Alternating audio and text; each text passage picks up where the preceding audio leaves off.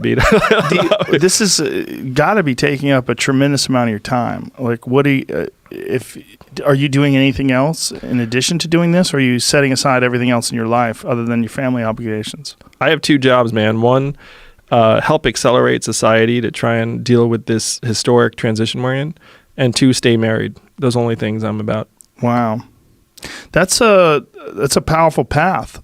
Now, when you're looking at the opposition and you're looking at all the other people that are running for president and whether or not they're going to be there by the time the elections roll around, what are you seeing?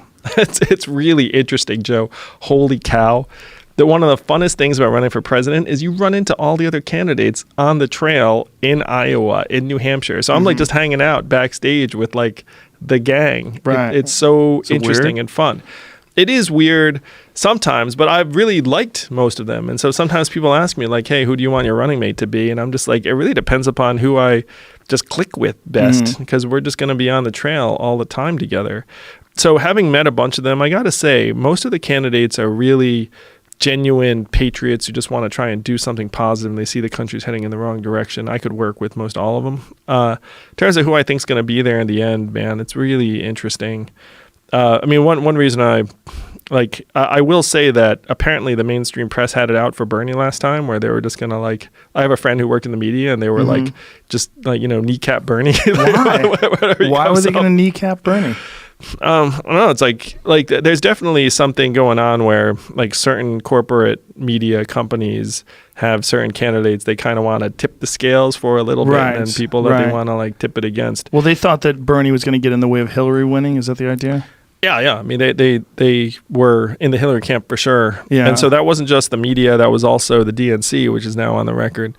So now, happily, certainly the DNC has turned a totally different leaf, where the DNC is like, we're not going to do anything that like interferes with anyone's prospects. Well, what they did was a disaster. Yeah, a disaster in terms of public image too.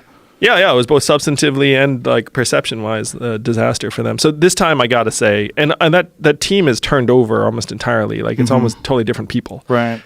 And then the media, we have the sense that they're still feeling out who they're going to try and put the thumb on the scale for. So Bernie is still running though, right? It looks like he's running. Yeah. You want to know something that's really stupid, but it changed my opinion of him?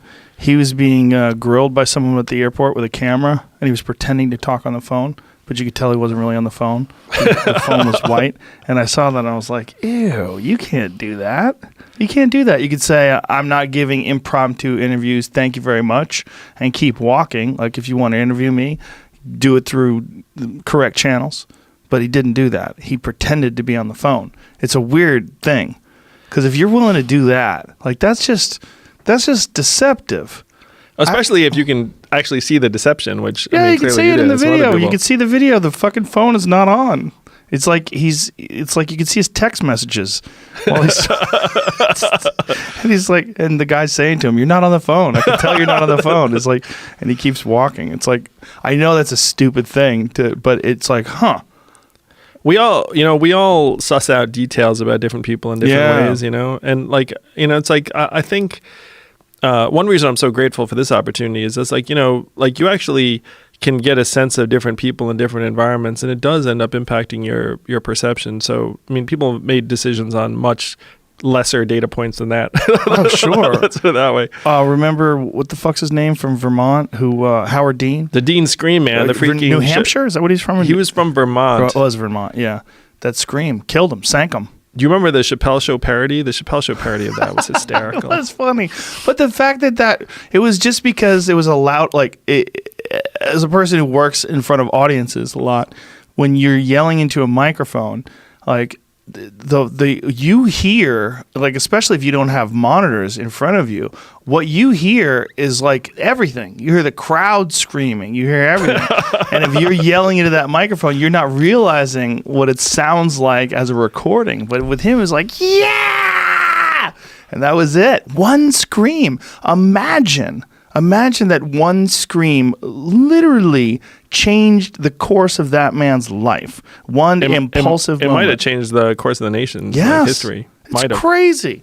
I don't know if that would happen today. I think, especially post-Trump, one thing that has happened is we're willing to forgive so much more. You know, I mean, in some ways, yeah. In some ways, no, man. I mean, I feel like, like some people more forgiving than others for different things. For sure. Different things. Yeah, there's certainly, it varies. But it would be interesting to imagine what the Dean scream would result in today. Hopefully, I'm not the person that tests it out. Yeah, don't scream. Please don't scream.